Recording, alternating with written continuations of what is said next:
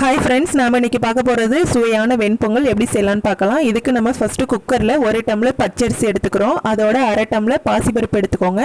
மொத்தம் இந்த 1.5 டம்ளருக்கு நம்ம 3 டம்ளர் தண்ணி ஊற்றிக்க போகிறோம். 3 டம்ளர் தண்ணி ஊற்றிட்டு அதோட ஒரு 1/2 டம்ளர் தண்ணி எக்ஸ்ட்ரா ஊற்றிக்கோங்க. நல்லா குலைவாக இருந்தால் தான் இந்த பொங்கல் ரொம்ப டேஸ்ட்டாக இருக்கும். இப்போ அதிலே மஞ்சத்தூள், தேவையான அளவு உப்பு சேர்த்து மூடியை போட்டு ஒரு 4 விசில் வச்சு தனியாக எடுத்து வச்சுக்கோங்க.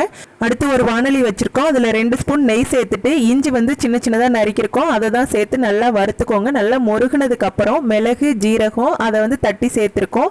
அடுத்து கருவேப்பிலை, அடுத்து முந்திரி பருப்பு, அடுத்து கடைசியாக பெருங்காயம் எல்லாம் சேர்த்து செவக்க வறுத்ததுக்கு அப்புறம் நம்ம அந்த எடுத்து வச்சுருக்க அந்த குக்கரில் சேர்க்க போகிறோம். அதாவது நல்லா அந்த குலைவாக நல்லா மசிச்சு விடுங்க. அதிலே கொஞ்சம் நெய் சேர்த்து நல்லா மசிச்சதுக்கு அப்புறம் நம்ம வறுத்து வச்சுருக்க அந்த கலவையை அதில் சேர்த்திங்க அப்படின்னா சுவையான வெண்பொங்கல் தயாராகிடுச்சு. வீடியோ பிடிச்சது அப்படின்னா லைக் பண்ணுங்கள், கமெண்ட் பண்ணுங்கள், ஷேர் பண்ணுங்கள், அப்படியே சப்ஸ்கிரைப் பண்ணிக்கோங்க. தேங்க்யூ.